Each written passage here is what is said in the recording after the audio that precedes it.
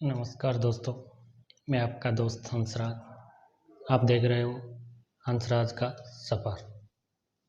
दोस्तों, मैं आज भारत के पंजाब प्रांत की कहानी 1995 के सन में दो भाई थे। एक का नाम विजय, एक का नाम प्रदीप। प्रदीप बड़ा था। प्रदीप की उम्र 22 साल थी और विजय 18 साल का था। वो कार मैकेनिक का काम करते थे। करते करते 1995 की बात है कि सुरक्षा बलों ने उनको खालिस्तानियों की मदद करने के आरोप में पुलिस उनको परेशान करने लगी। बार बार उनके गैरेज पे, घर पे बार बार छापा मार रही थी। इसी से परेशान होकर के उन्होंने सोचा कि हमारे गांव के पड़ोसी या आजू बाजू के आदमी लंदन में रहते हैं, हम भी क्यों ना उनके साथ वहाँ चले जाएं। तो उन्होंने फैसला लिया कि अपन इंडिया छोड़ के लंदन चले जाते हैं। अब उनके सामने एक परेशानी आ रही थी कि वो लंदन तो जा सकते हैं, पर लंदन जाने के लिए नहीं तो उनके पास पासपोर्ट था और नहीं उनके पास पैसा था इतना। तो अब दोनों भाइयों ने तय किया कि अपन लंदन चलते हैं। तो ऐसे सोचते सोचते उनको एक एजेंट मिलता है।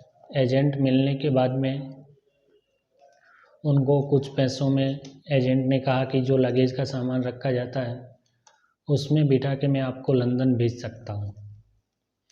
ये बात सुनने के बाद वो दोनों भाइयों ने कुछ उसको पैसे दिए और पैसे देने के बाद जो एजेंट था वो 15 दिन, 20 दिन, 1 महीना हो गया, उनको भेजने में कामयाब नहीं हुआ और वो वहाँ से चला गया। अब दोनों भाई देखे कि अपन किस वजह से कैसे जा सकते हैं। ये सोचते सोचते दोनों भाइयों ने सोचा कि अब अपने को खुद को ही कुछ करना पड़ेगा, इसलिए अपन इंडिया छोड़ के लंदन जा सकते हैं। अब वो दिल्ली आ गए। दिल्ली आने के बाद इंदिरा गांधी इंटरनेशनल हवाई अड्डे पर आते हैं। अब वो मेन गेट से तो अंदर घुस नहीं सकते, तो उन्होंने पूरी चार दीवारी की रेकी करनी शुरू की। एक दिन नहीं, वो 10 दिन तक रोज आए और वो शाम को चले गए।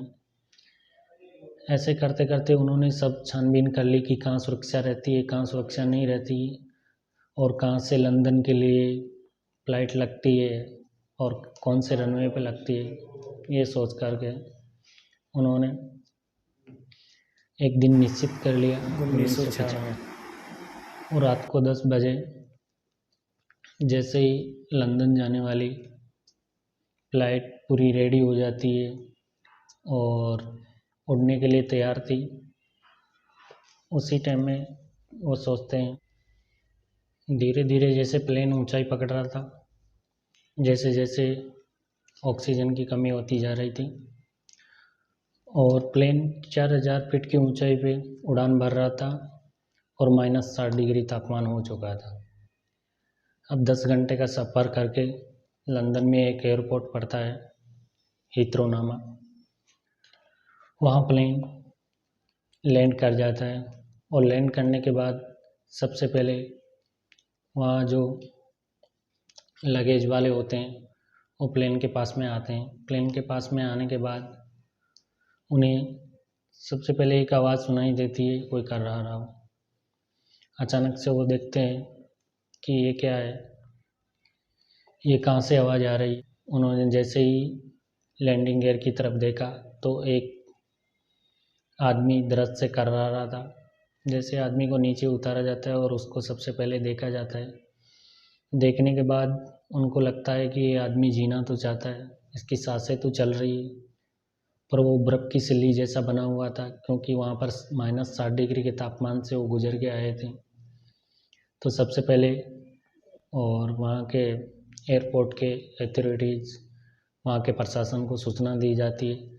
तो उसको सबसे पहले एम्बुलेंस में डालकर हॉस्पिटल में ले जाया जाता है। हॉस्पिटल में उसका इलाज चलता है, 1 दिन नहीं, 2 दिन नहीं, 3 दिन नहीं, चौथे दिन उसको होश आता है। होश आने के बाद सबसे पहले वो अपने भाई विजय को पुकारता है कि मेरा भाई विजय कहाँ है। ये बात सुनकर हॉस्पिटल का प्रशासन सबसे पहले ये देखता है कि कौन विजय। वो इंग्लिश में बात कर रहे थे। धीरे धीरे उसकी भाषा पुलिस ने जैसे ही काउंट करना शुरू की, पुलिस ने उसकी भाषा समझी तो वो बता रहा था कि मेरा भाई विजय, हम दोनों भाई ऐसे दिल्ली से चले थे। एक तरफ मेरा भाई बैठा था, एक तरफ मैं बैठा था। अस्पताल में भर्ती कराने के बाद में उसको 4 दिन के बाद में होश आता है।